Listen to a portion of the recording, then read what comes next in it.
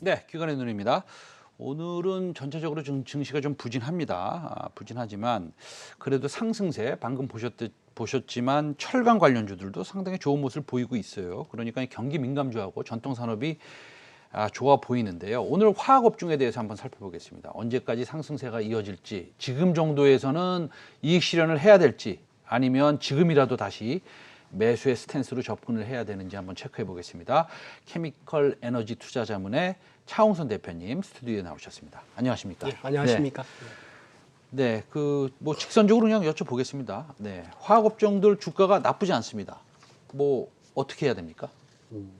그 앵커님께서도 말씀하셨는데 네. 시장의 고민거리가 좀 있을 것 같아요. 그래서 보면은 화학은 이렇게 세 단계로 이렇게 나눠져요. 왜냐하면 이제 1단계가 이제 폭풍 성장의 기회라고 그래가지고 심지어는 마이너스에서 플러스로 많이 올라가는 그런 1단계의 국면이 있고요. 그 다음에 이제 일단 EPS가 계속 올라가면서 이익이 쭉 올라가면서 올라가는 2단계 국면이 있고, 3단계는 이제 금리가 이제 막바지에 올라갔을 때 하락하는 3단계 국면이 있는데, 지금 이제 투자자들이 고민하시는 거는 지금 이제 2단계 국면이 진입했기 때문에 그러니까 좀 슬로우해질 수도 있는 거 아니냐. 그래서 난 이제 차익 실현해서 나가겠다는 분도 있고, 수익 실현 많이 하셨잖아요. 좀 차익 많이 나셨으니 그런 분도 있고, 아니다, 나는 이제 EPS 성장률이 올라갈 거니까 여기서 보유를 해야 되겠다는 그런 분도 있을 수 있고요.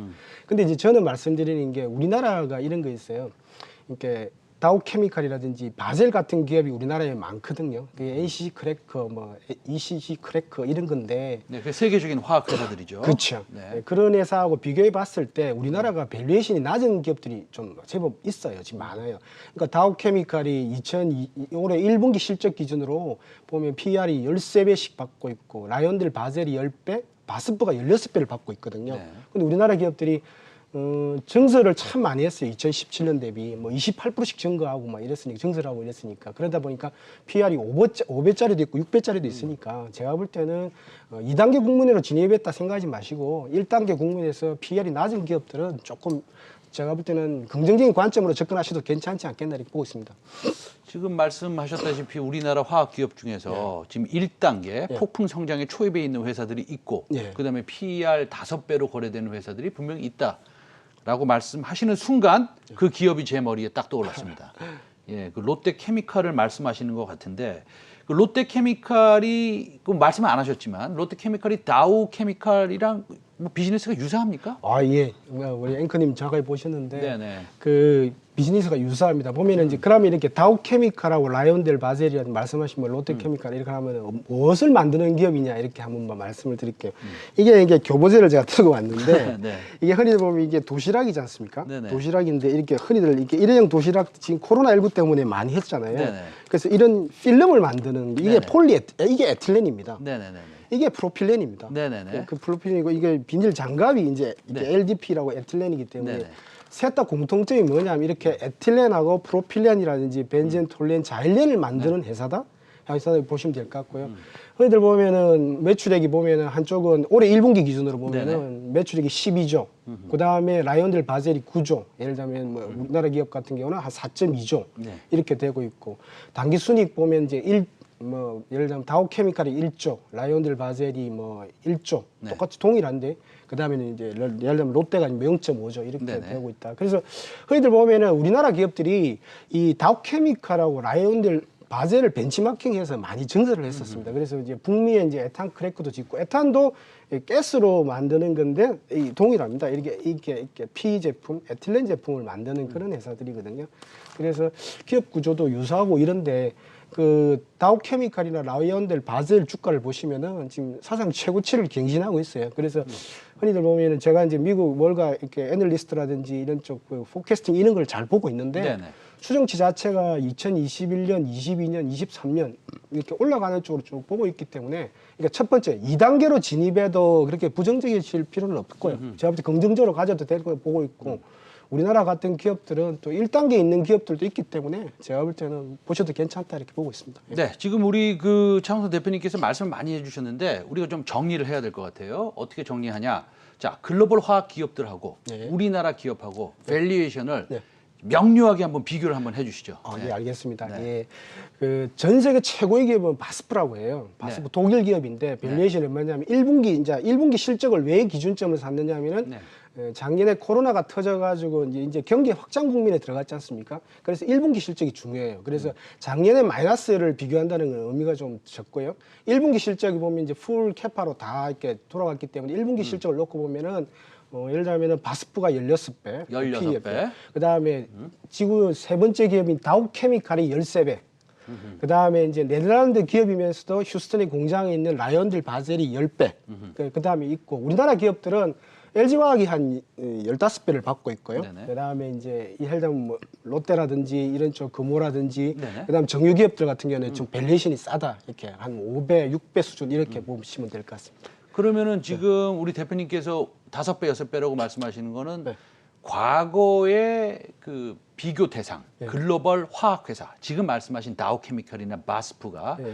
거래됐던 그 당시의 밸류에이션과 비교해서 네. 여전히 과거와 비교해서도 싸다는 겁니까? 왜냐하면 네. 제가 말씀드린 건 뭐냐면 네. 바스프는 항상 16배에 거래되는 회사일 수도 있고 네. 롯데케미칼은 항상 5배에 거래되는 회사일 수도 있지 않습니까? 네. 그러니까 우리가 비교를 잘해야 되지 않습니까? 맞습니다. 그 질문에 대해서는 어떻게 대답하시겠습니까? 아, 그래서 그렇게 그러니까 오히려 이제 그런 거죠. 그 다우케미칼은 있지 않습니까? 네. 이런 겁니다. 다우케미칼이 처음에 있었고 이제 듀퐁이라는 회사가 있었어요. 근데 이제 다우케미칼하고 듀퐁이 합작을 한 다음에 이 스페셜티 화학 쪽은 스피너 분사를 해버리고 순수하게 피오케미칼 우리나라 같으면 NCC 크래커 같은 기업들 네네. 들고 왔던 다우케미칼이기 때문에 다우케미칼하고나 라이언델 바젤도 똑같습니다. 네네. 또 흔히들 보면 다우케미칼하고 라이언델 바젤은 전기차 소재를 진출하지는 않았어요. 네네. 근데 우리나라는 전기차 소재도 많이 하지 않습니까? 네네. 그래서 다우케미칼하고 라이언델 바젤하고 비교하는 건 의미가 있다 보고 있고요. 과거에 보면은 이 밸류에이션 자체가 그렇게 높은 수준이 아니에요. 이 정도 이상 받았기 때문에 제가 볼 때는 좀 더 밸류에이션이 좀 더 높아질 수도 있다 이렇게 보고 있습니다. 예. 알겠습니다. 그러면 이제 밸류에이션이 높아질 수 있다라고 보시는데 실적을 보면 사실 그 굉장히 좋은 실적이 나오지 않았습니까? 예. 그러면은 투자자들은 사실 약간 겁을 먹습니다. 그렇죠. 왜냐하면 이게 실적의 정점이 그렇죠. 아닌가. 예. 그렇기 때문에 제가 한번 여쭤보면 2021년 하반기 실적하고요. 그다음에 2022년 실적 어떻게 보십니까? 예. 이게 뭐 포인트 잘 말씀해 주셨네요. 지금 시장에서 제일 우려하는 거는 그러니까 1분기 실적 좋은 거 알겠고 2분기 실적은 더 잘 나오는 거 알겠다는 거죠. 그런데 하반기 실적하고 내년도 실적하고 2023년도 실적입니다. 자, 거기서 약간 대립이 되고 있어요. 뭐냐면은 컨설팅 기관 쪽에서는 뭐냐면은 중국 쪽 증설이 좀 많을 거다 이렇게 봐요. 그래서 약간 내려가지 않겠느냐를 보는데 저는 두 가지 포인트를 좀 말씀드리고 싶어요. 첫 번째는 지구에서 이제 다우케미칼 회장님도 그랬지만은 라이온델 바젤 회장님도 그런 사이에요. 지구에서 한 8등하고 시가총액이 한 40조 되는 기업의 회장님 이런 말씀했어요. 중국 증설에 대해서 우려스럽지 않느냐 이러니까 본인도 라이온델 바젤도 사이노팩하고 조인트 벤처를 해서 합작 공장을 설립하고 있어요. 지금 이미 공장도 있고. 그런데 중국의 캐파 증설은 수요 지역이 많은 지역이라서 캐파 증설을 하는 건 알겠는데 너희들 뭐 전 세계가 뭐 예를 들면 800만 톤 정도는 건설이 돼야 되는데 근데 자기가 볼 때 사이노팩하고 같이 진출하는 걸 봤을 때 그렇게 우려스럽지 않다. 그러니까 앰비셔스 플랜이라고 그랬어요. 예를 들면 야심찬 계획이고 흔히들 보면은 코로나19 때문에 뭐 물동량도 제한되고 이렇기 때문에 딜레이되고 시운전 상에서도 딜레이되고 캐파가 조금 이렇게 수년되는 효과가 있기 때문에 우려하지 않고 2022년까지는 괜찮을 것이다라는 그런 말을 해요. 두 번째는 포인트는 뭐냐면 이런 겁니다. 지구 전체적으로 보면 다우케미칼이라든지 뭐 사이노팩이라든지 페트로차이나라든지 포머사 플라스틱이라든지 포머사라든지 이런 기업들 보면 수익 추정치가 2023년까지는 쭉 올라가는 걸로 예상하고 있어요. 그러니까 EPS 추정치가 올라간다는 소리는 애널리스트들이 기업 탐방을 많이 하지 않습니까? 저도 네네. 해보면 알겠지만 기업하고 많은 교감을 해요. 그래서 제가 볼 때는 사이노팩이라든지 페트로차이나가 이렇게 제가 볼 때 수익 추정치가 올라가는 걸 봤을 때 중국 물량에 대해서 그렇게 우려할 요인은 아니다. 그러니까 균형점을 맞출 것이다. 그러니까 수요가 있으니까 공급을 한다. 이런 관점에서 이해를 하시면 좋을 것 같아요. 알겠습니다. 그러면 한 가지 더 여쭤볼게요. 요즘에 모든 소재가 쇼트지입니다. 예. 그 쇼트지는 사실은 코로나19 사태에서 사실은 공급 물량을 제대로 준비하지 못한 이유도 좀 있는 것 같아요. 예, 이거. 다시 말씀드리면 수요가 그렇게 폭발적이지는 않지만 예. 수요는 괜찮지만 예. 공급이 못 따라가는 거죠. 그렇다고 본다면 그 앞으로 지금 현재 화학도 쇼티지 상태입니까? 수요가 더 많습니까? 공급에 이슈가 있어서 이렇습니까? 어떤 상황입니까? 그 지금까지 있지 않습니까? 전 세계가 800만 톤을 계속 지었어야 돼요. 8개 공장이 매년 나왔어야 돼요. NCC 크래커 기준으로. 그런데 중국이 많이 짓겠다고 그러니까 공장을 증설하지 못한 겁니다. 겁먹었어요. 전 세계가. 중국 때문에. 그런데 중국이 조금 코로나 때문에 공사가 지연돼 버리니까 이게 폴리에틸렌 가격, 이런 PP 가격이 급등한 겁니다. 자, 결론적으로 말씀을 드리면은 지금 현재 2021년 하반기 내년 후내년까지 제가 볼 때는 2023년까지 공급이 수요를 못 따라갈 것이다. 아하. 그러면은 일단은 셀러스 마켓이네요. 셀러스 그렇다고 마켓입니다. 본다면 소재, 뭐 어쨌든 PPP 이런 가격이 더 상승할 수도 있겠네요. 아, 근데 저 보이는데 PPP 쪽보다는 제가 볼 때는 PPP는 이거는 코로나의 수혜를 본 거는 맞아요. 네. 그러면은 지금부터는 뭐냐면은 자동차, 폴리에스터, 자동차, 그다음에 건설 이런 쪽 경기가 확장됐을 때 들어올 수 있는 것들이 제가 볼 때는 오히려 그쪽이 가격이 더 좋을 것이다 이렇게 보고 있습니다. 알겠습니다. 우리나라에서 그런 것들을 만드는 회사가 뭐 대표적으로 어떤 회사가 있을까요? 그러니까 아까 말씀드린 뭐 케미칼 기업들, NCC 크래커도 될 수 있고요. 네네. 그래서 요즘에 보면 정유기업이 좋은 게 정유기업들이 폴리에스터에 들어가 있으니까. 알겠습니다. 그렇습니다.